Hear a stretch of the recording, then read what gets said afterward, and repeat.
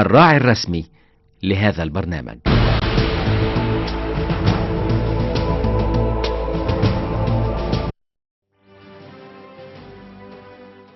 مساء الخير واهلا بحضراتكم حلقه جديده من مباشر مصر. اسمحوا لي النهارده هكون معاكم طول الحلقه، وان شاء الله زميلتي ايمان العقاد هتكون معايا من الاسبوع القادم.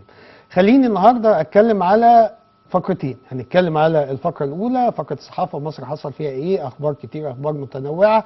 لعل برضه هنتكلم على موضوع الاحتفاليه الرائعه المعموله تحت رعايه رئيس الوزراء، وهي بمناسبه مكافحه الفساد او اليوم العالمي لمكافحه الفساد، واللي نظمتها هيئه الرقابه الاداريه. هنتكلم على هذا الموضوع باستفاضه كبيره. هنتكلم على نتائج برضو، لان ما زالت هناك زياره هامه يقوم بها فخامه الرئيس عبد الفتاح السيسي، وبعد ما تقابل مع الرئيس الفرنسي ماكرون قابل رئيس الوزراء الفرنسي العديد من الشركات الفرنسيه زي شركه داسو اللي هي طبعا بتعمل المركبات البحريه والفرقاطات البحريه، واشاد بالتعاون ما بين مصر وفرنسا في هذا الاطار.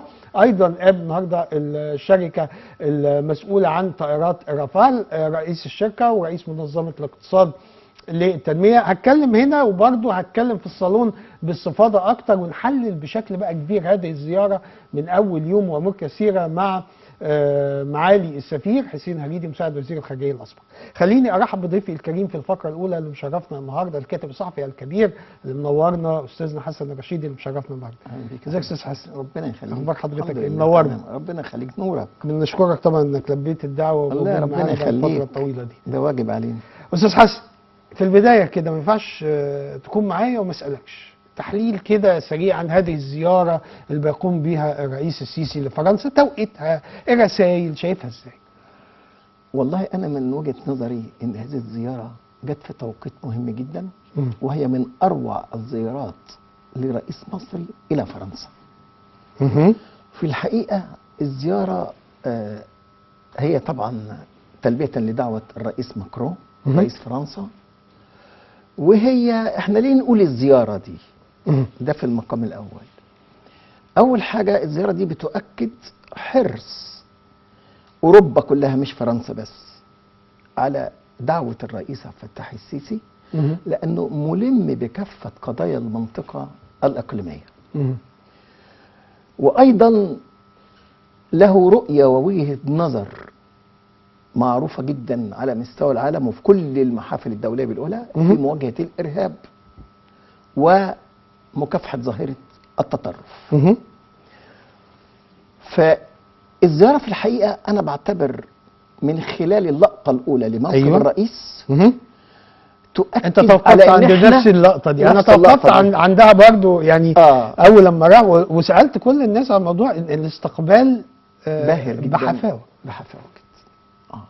بتؤكد إن رئيسك قوي، رئيس مشرف، رئيس تفخر بيه. يعني انت عارف في ظل اجراءات احترازيه وظل ان فرنسا فيها اغلاق في اغلب مدنها يتعمل هذا الاستقبال في ظل الاجراءات، فده حاجه حتى الجاليه المصريه هناك كانت سعيده جدا بهذا الاستقبال.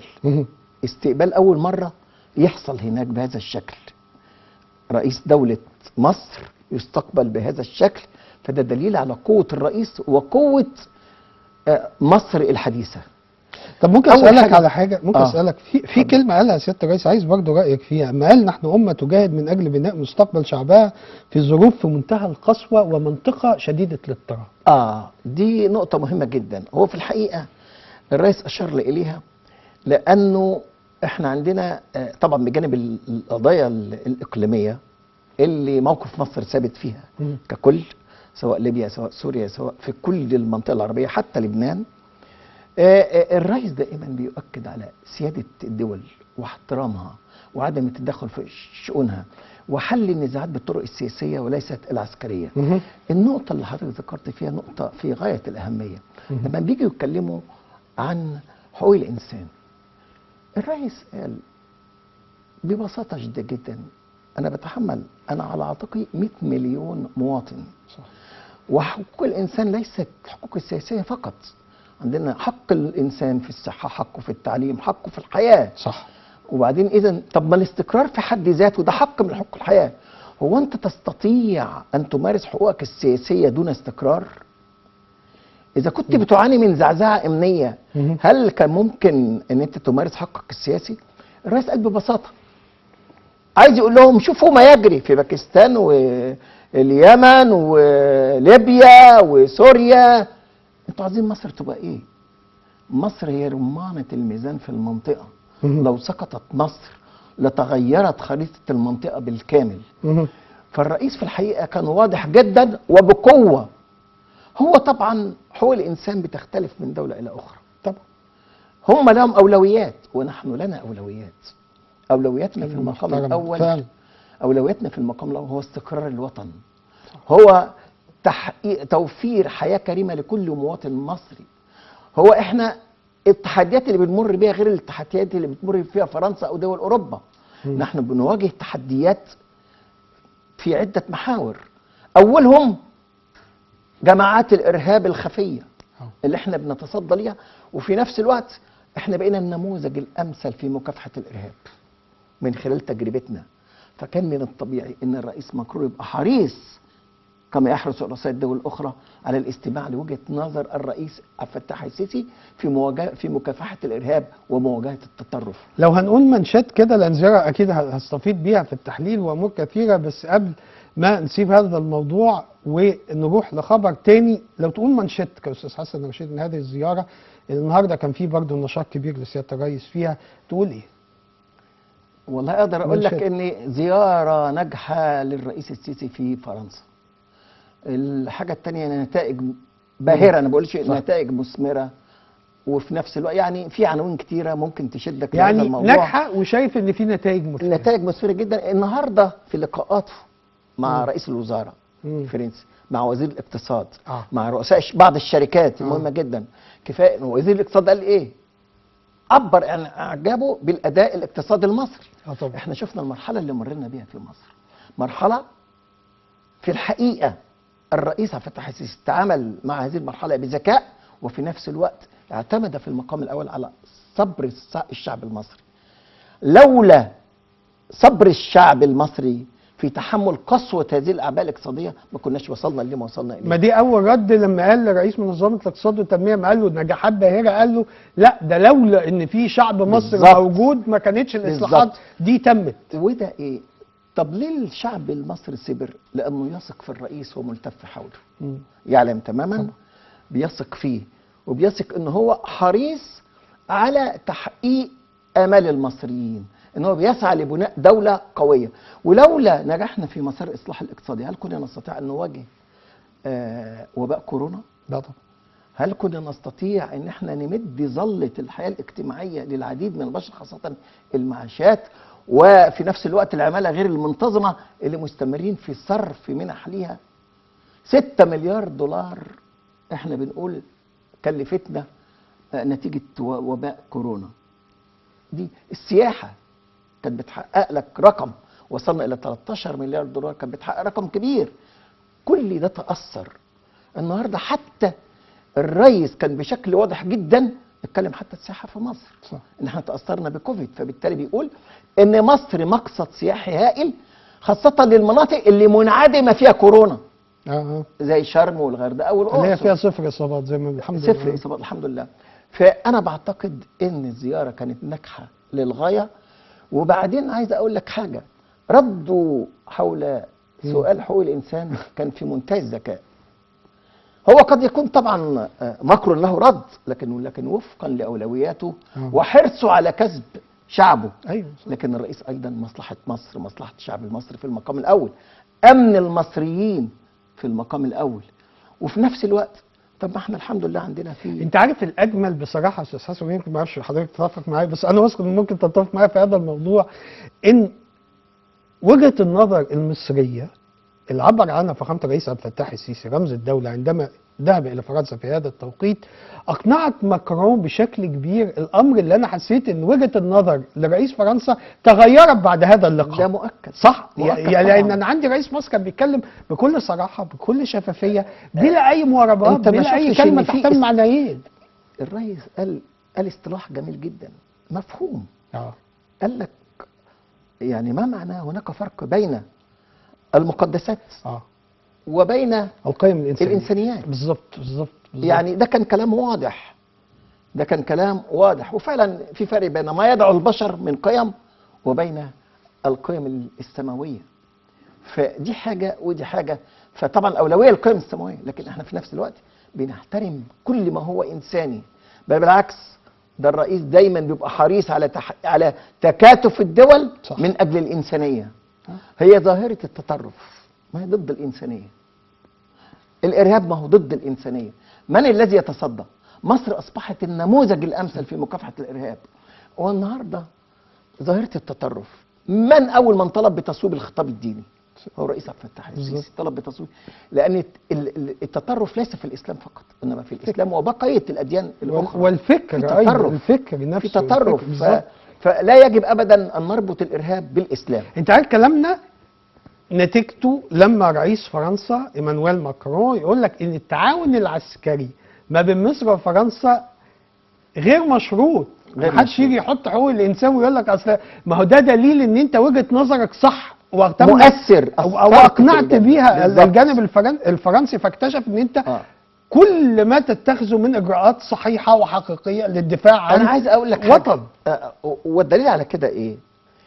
ان انت نتيجه ممارساتك في مصر والواقع المصري والطفره اللي حصلت في الطفره النوعيه في مختلف المجالات داخل مصر، دي خلت مصر محور جذب للاستثمارات. صح. النهارده ما هو الرئيس في لقائه مع رئيس شركه نافال ورئيس شركه داسو، يعني في لقاءات مثمره جدا.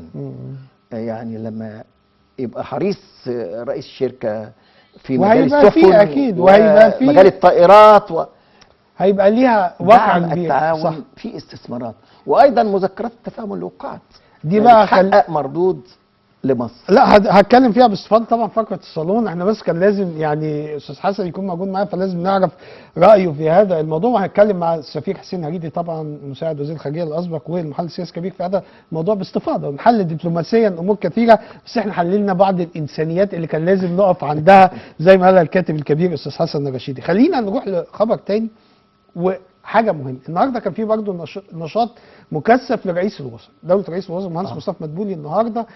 خلينا نبدا من لقائه مع السيد عصام بن سعيد دولة السعودي،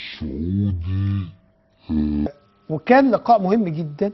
ورئيس الوزراء ادلى بتصريح هام جدا لما قال لك ان صندوق مصر السعودي الصندوق السيادي المصري السعودي او صندوق الاستثمار المصري السعودي يجب أن تتحرك كل الأجهزة التنفيذية لتفعيل آليات العمل به. وأيضا السيد عصام بن سعيد قال متفائلون بأن تشهد الفترة القادمة بكورة المشروعات اللي بيتم تنفيذها. احنا عارفين في تعاون كبير ما بين مصر والسعودية، دي في يعني جامعة الملك سلمان، دي حاجة صغيرة يعني حاجة إهداء من جلالة الملك سلمان إن يكون في هذا يشارك في النهضة التعليمية المصرية. لكن لا، في أمور كثيرة جدا جدا. بص، احنا علاقتنا مع السعودية علاقة تاريخية وعلاقة استراتيجية.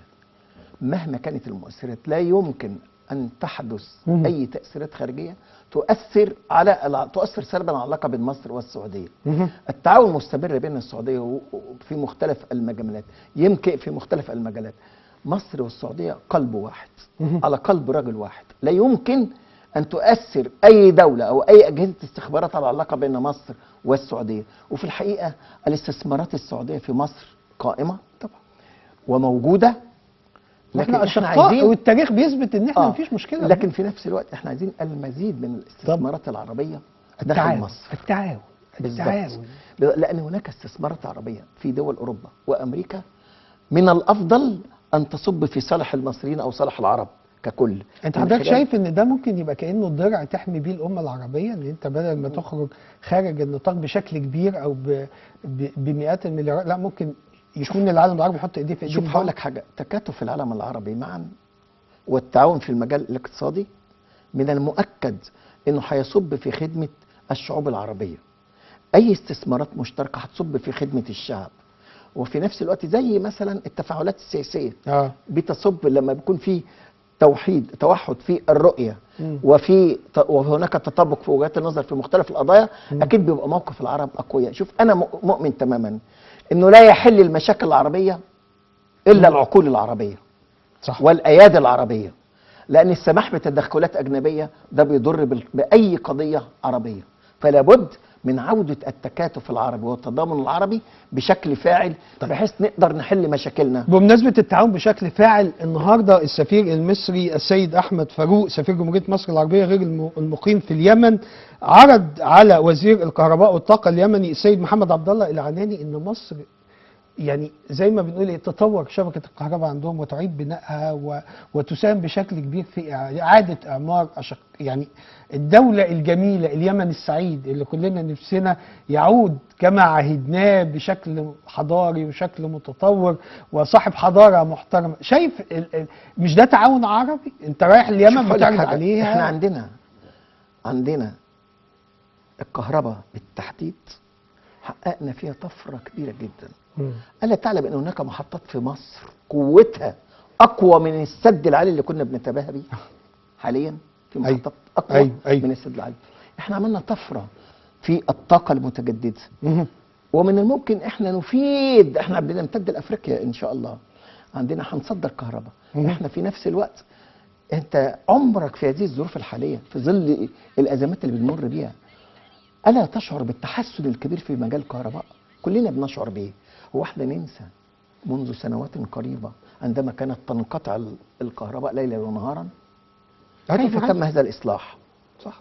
بالعقول المصرية وبالخبرة المصرية وبوقفة الشعب بجانب القيادة. اصل انت عارف ليه الخبر ده انا قلته؟ يعني قصدت، يعني هو موجود معايا بس قصدت اقول لحضرتك لو حضرتك اشرت لاهميه التعاون العربي. انا عجبني كمان في تصريح قاله السيد سامح شكري وهو في فرنسا اما تحدث عن البيان الكويتي، موضوع ان محاولات رأب الصدع ما بين الدول العربيه وما بين قطر، ولكن بالزبط. نهار سامح شكري وزير الخارجيه المصري قالها صراحه، قال لك نحن مع المصالحه ولكن على خطوط واضحه، على نقاط واضحه، على شوف يعني اهم حاجه عندنا مصلحه الشعوب العربيه والدول العربيه. شوف هقول لك حاجه، ميزه مصر عندما تتناول القضايا العربيه او اي قضيه اقليميه انها واضحه ثابته في الموقف. احنا ليس من مصلحه اي دوله عربيه ان تكون هناك خصومه فيما بينها او دوله او دولتين. احنا ما بنغيرش موقفنا، لا ما من بعد يونيو 2013، لكن في نفس الوقت لا يمكن ان انت تعيد علاقتك بدوله بمارسه الارهاب ودعمته ووفرت ملاذات امنه ووفرت تمويل مالي للارهاب الا اذا تراجعت عن موقفها وشروط وتسليم الارهابيين، الا اذا تراجعت عن موقفها وتسليم الارهابيين موجودين. لا يمكن ان انت تتصالح مع ارهابي. صح. من لا الشعب المصري لن يرضى، ما سياده الرئيس قال لك الشعب المصري مش هيرضى. بالظبط كده. فاحنا بنقول ايه؟ بنقول يعني انا هقول لك حاجه، هو هل هناك مصري مش مدرك لما فعله ارهاب الشياطين او اخوان الشياطين؟ طبعا كلنا مدركين لهذا. فبالتالي هذا النوع من القضايا حساس جدا ومهم جدا، ومصر لن تقبل ابدا ان تضع يدها في يد من قتل ودمر المصريين. يا فندم ده سياده الرئيس في المؤتمر مع ماكرون قالها واضحه وصريحه، بقول لك ما بنغيرش مواقفنا. اما قال لك انا بقالي 90 سنه، يعني الاخوان جماعات الاخوان الارهابيه موجوده في مصر بقى لها 90 سنه بل توغلت في العالم كله. بالظبط. يعني ما اتغيرتش. ما اتغيرتش يعني وتسعى للارهاب. بس اجمل حاجه لما انت تلاقي دولتك بترحب بهذه البيانات وبالتعاون العربي، بس يجب ان يكون هناك امور واضحه على اي شيء تبقى فيه مصالحه وفي معايير، مش يلا هي ننسى الشهداء ننسى اللي ماتوا ننسى لا يمكن تحقق المصالحه اللي تصب في خدمه الشعوب العربيه طبعا الا اذا كانت هناك شفافيه، الا اذا كانت هناك واظن شفافية هناك ووضوح. اظن هناك حاله من الوضوح هذه المره، يعني واضحه. يعني شوف اقول لك حاجه، مفيش حد يقدر يرفض المصالحه بين الشعوب العربيه، بين الدول العربيه بالتحديد او بين الانظمه العربيه. كلنا نقبل هذا، ولكن ان تكون الامور واضحه. صح. واضحه بمعنى زي ما انا نيتي واضحه، موقفي واضح، كلامي واضح، يجب ان يكون الطرف الاخر لابد ان يتخلى عن دعم الارهاب. صح. لابد ان يتخلى عن تمويل جماعات الاخوان الشيطانيه. لابد ان يتخلى عن توفير ملاذات امنه للارهاب. كل ده مطلوب. يمكن انا هقول لك حاجه، هو موقف تركيا تشعر انه بدأ يتغير بعد الموقف الرائع للرئيس عبد الفتاح السيسي واثبات قوته في المنطقه لما قال سرت والجفر خط احمر. دي ما كانتش رساله واضحه جابت مردود ايجابي؟ صح. كانت رساله واضحه وجابت مردود ايجابي. فعايز انا اقول لك في النهايه ان ثبات الموقف المصري في مختلف القضايا الاقليميه واحترام سياده الدول وعدم السماح لدوله ان تتدخل في شؤون دوله اخرى، ده احترام بيكسب بيخلي الدول الاخرى تحترم موقفك كمصر. ونتمنى الايام الجايه نشوف وانا ما عايز فيه الخير. اسجل حاجه اتفضل.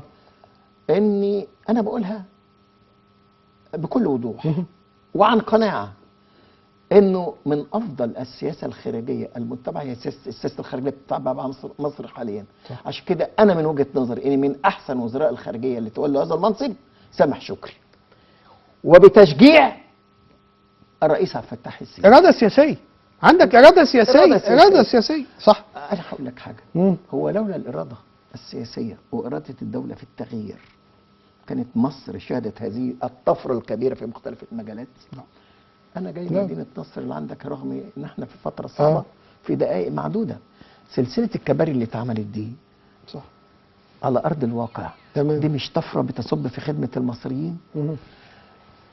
المنظومه التعليم اللي يجب الاهتمام بيها النهارده، في فعلا منظومه هايله في التعليم، لولا برضو مسانده الرئيس لوزير التعليم ما كانش عملها. يعني انت شايف ان الاراده السياسيه هي اللي عامله التوازن الموجود في مصر؟ ده مؤكد. طيب والمناسبه دي برضو احنا كان في احتفاليه كبيره واحتفاليه رائعه عملتها هيئه الرقابه الاداريه بمناسبه اليوم العالمي لمكافحه الفساد، وده تحت رعايه مباشره لفخامه الرئيس عبد الفتاح السيسي وبحضور رئيس الوزراء والسيد الوزير حسن عبد الشافي الراجل المحترم رئيس هيئه الرقابه الاداريه، وحضر لفيف النهارده من الساده الافاضل كان على راسهم طارق عامر محافظ البنك المركزي، الدكتوره غاده والي وكيل امين الامم المتحده لمكافحه المخدرات السيد اندونجو، وهو رئيس مكافحه هيئات مكافحه الفساد في افريقيا السيد محمد فايق رئيس المجلس القومي لحقوق الانسان. هستسمحك نروح لتقرير ونرجع بقى نتكلم عن الموضوع ده، لان الموضوع ده ما ينفعش. مكافحه الفساد مهمه جدا. ما ينفعش يعني طالما قلت ان هناك اراده سياسيه، دي كانت نمره واحد كان بيقولها سياده الرئيس اما بيقول لك نكافح الفساد نبقى دوله كويسه جدا جدا جدا هذا. ونحط كل جنيه في مكانه، والهيكله للنظام الاداري للدوله امور كثيره جدا. خلينا نروح نشوف تقرير ونرجع تاني.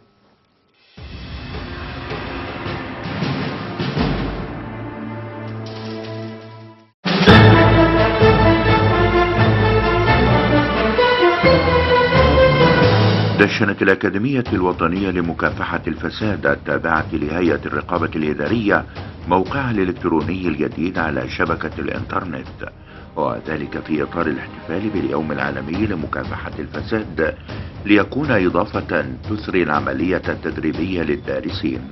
ونظمت هيئة الرقابة الإدارية بمطروح صباح اليوم الأربعاء ماراثون للجري والدراجات تحت شعار متحدون على مكافحة الفساد، وذلك في إطار الاحتفال باليوم العالمي لمكافحة الفساد بمشاركة 300 من طلاب جامعة مطروح وطلائع الشباب والرياضة والمدارس والأزهر والأوقاف.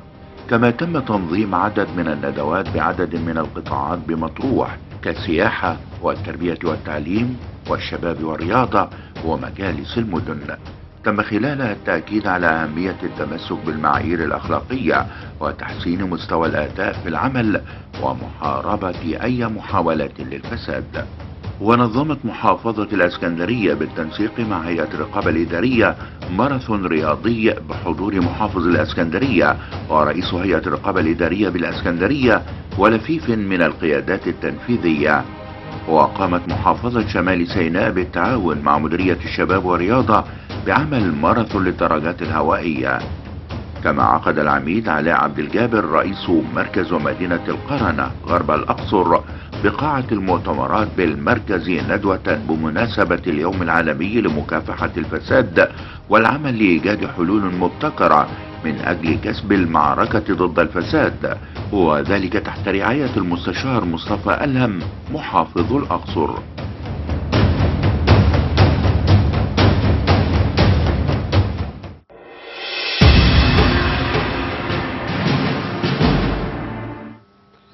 اهلا بحضراتكم مره تانية، واحنا بنتكلم عن اليوم العالمي لمكافحه الفساد. زي ما قلت لكم احتفاليه كبيره عملتها هيئه الرقابه الاداريه برئاسه سياده الوزير حسن عبد الشافي، كان حضور دوله رئيس الوزراء المهندس مصطفى مدبولي.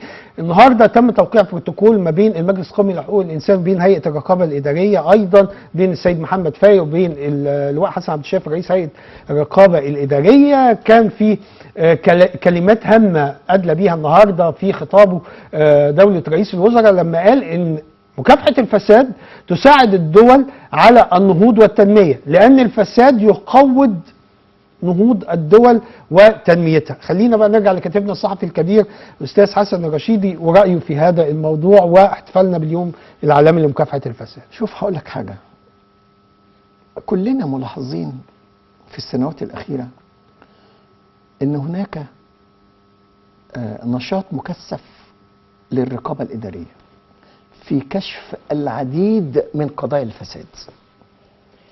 يمكن الرئيس أشار لنقطة مهمة جدا، الرئيس عبد الفتاح السيسي، فيما يتعلق بمكافحة الفساد. كان أشار قال لك حتى الإهمال نوع من الفساد. صح. التقصير نوع من الفساد. صح.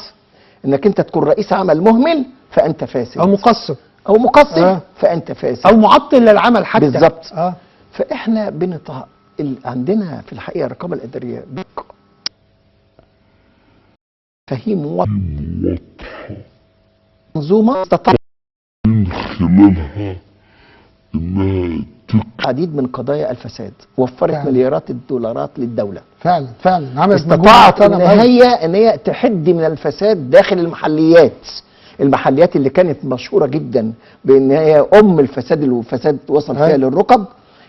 استطاعت الرقابة الإدارية ان تحد من الفساد في العديد من المؤسسات المصرية. طب ممكن اقول لحضرتك حاجه كمان، ده حتى في عز ازمه كورونا انا كنت هنا، واستطاعوا ان هم يكشفوا فساد بعض التجار وغشهم اللي كانوا بيخبوا الماسكات والاجهزه المعقمه والحاجات المعقمه والادويه يعني ودهموا كم مخازن بمئات الالاف من الماسكات. لو الرقابه الاداريه تراخت في هذا الموضوع مش كان ممكن. انت فاكر اللي كانوا بيستغلوا الجائحه مش كان ممكن توصل ماسكات معيبه للناس؟ طبعا ما كانتش هتوصل، كانت توصل ادويه فاسده للناس. وفي الحقيقه في اجهزه ايضا معاوله من الداخليه للرقابه الاداريه في كشف الفساد. لكن نشاط الرقابه الاداريه واضح جدا في مكافحه الفساد. وفي الحقيقه ده ايضا انت متعاون على المستوى الدولي، وان في اتفاقيات دوليه بتنظم هذا العمل، لانه انت على علاقات بدول متعدده للحد من ظاهره الفساد، ولا بد من تعقب المفسدين في الخارج ايضا. أيوة. تبادل المعلومات بيننا وبين الدول الاخرى بيكشف عن العديد من قضايا الفساد. اي تعقب الفاسدين في الخارج ده مهم جدا. فانا بعتقد انه منظومه مكافحه الفساد عندنا منظومه قويه وصلبه، لكن في الاخر بقول لك ايه؟ اراده الدوله. اراده الدوله عندما تريد ان تحارب الفساد ورفع شعار محاربة الفساد والفاسدين بتحقق الهدف. فأنا بقول إن الرقابة الإدارية نجحت إلى حد كبير جدا في مكافحة الفساد وتوفير مليارات الجنيهات، كشف الدولة المصرية وكشف العديد من الفاسدين والمفسدين. أنت زي ما أنت بتقول ان جهاز الرقابه الاداريه او هيئه الرقابه الاداريه معاها ناس كتير وناس متعاونه معاها بشكل كبير جدا من مختلف الجهات. بس لولا الاراده السياسيه ولولا توجيهات الاراده السياسيه بضروره القضاء على الفساد ما كانتش انطلقت ايديهم واستطاعوا القضاء على الفساد. في مفاهيم جديده انت النهارده، يعني من امتى كنا بنسمع ان في وزير بيتقبض عليه في وسط ميدان التحرير يا فندم؟ من امتى محافظ يتقبض عليه النهارده وبكره رئيس الجمهوريه رايح له يفتتح مشروعات؟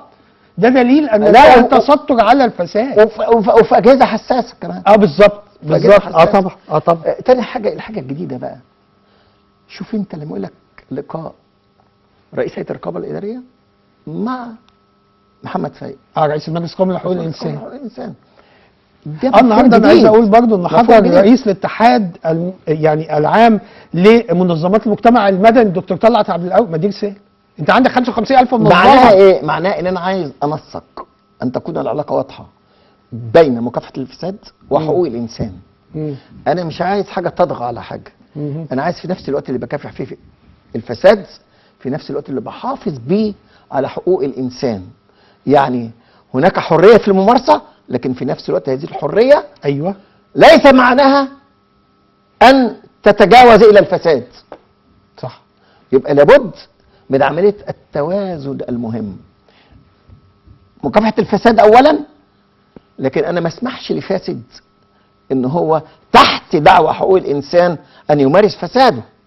ما اسمحش لجمعيه ان تجلب اموال من الخارج بعيدا عن عيون الدوله لتمويل الارهاب. صح. ما اسمحش لجمعيات تحت مسمى حقوق الانسان انها تستخدم اموالها في ضرب الاستقرار المصري. ما ينفعش ان انا استخدم اموال باسم جماعات حقوق انسان وفي نفس الوقت تزعزع الاستقرار في مصر. ما هو النهارده لما تشوف ان هذه البروتوكولات بيتم توقيعها، لما تشوف النهارده هذا الكم، يعني حتى وجود محافظ البنك المركزي طارق عامر، دي حاجه محترمه جدا انه موجود في هذا الموضوع، لان موضوع تحويلات الاموال حضرتك فاهم وغسيل الاموال ده لا يتم كشفه غير عن طريق البنوك المركزيه والادارات في يعني في الاجهزه السياديه الموجوده في الدول. بس شوف هقول لك حاجه. في الحقيقه انا شايف ان طارق عامر محافظ البنك المركزي نجح في عمله الى حد كبير. فالنهارده لو شفت الاحتياطي النقدي ارتفع الى اكثر من 39 مليار دولار رغم ازمه كورونا. تمام. كويس. فده بيعد انا بعتقد نجاح كويس قوي لمحافظ البنك المركزي. فعندما تكون المنظومه متكامله في تعاون بين الرقابه الاداريه لمكافحه الفساد والبنك المركزي وفي نفس الوقت حقوق الانسان. تمام. ان احنا كل ده حقوق الانسان. مارس حقك، مارس حريتك، عندك حريه تعبير، عندك حريه فكر، لكن في نفس الوقت لا نسمح بان هذه المجالات صح. توفر المناخ للفساد. اجمل كلمه حضرتك ختمت بيها لقائنا ونورتنا، ربنا ويكون لنا لقاء اخر وتنورنا وما تبعدش كده فتره طويله. نورتنا. كاتب صحفي كبير الاستاذ حسن الرشيدي كان ضيفنا في الفقره الاولى. مصر حصل فيها ايه؟ نورتنا يا فندم. شكرا لحضرتك. خلينا نروح لفاصل. الفاصل معانا تقرير عن مهرجان رماح في المملكه العربيه السعوديه عن الهجن. انتوا عارفين ان الهجن دي من اجمل السباقات الموجوده في عند اشقائنا في الخليج العربي. خلينا نروح نشوف هذا التقرير وبعديه هستقبل سيد سفير حسين هريدي وتحليل دبلوماسي، تحليل مفصل عن الزياره الهامه التي يقوم بها فخامه الرئيس عبد الفتاح السيسي في هذا التوقيت في ظل اجراءات احترازيه مشدده في فرنسا، ولكن بدعوه كريمه من الرئيس الفرنسي ايمانويل ماكرون لم يرفضها السيسي واستقبله ماكرون بحفاوه شديده جدا. بعد الفاصل خليكم معنا.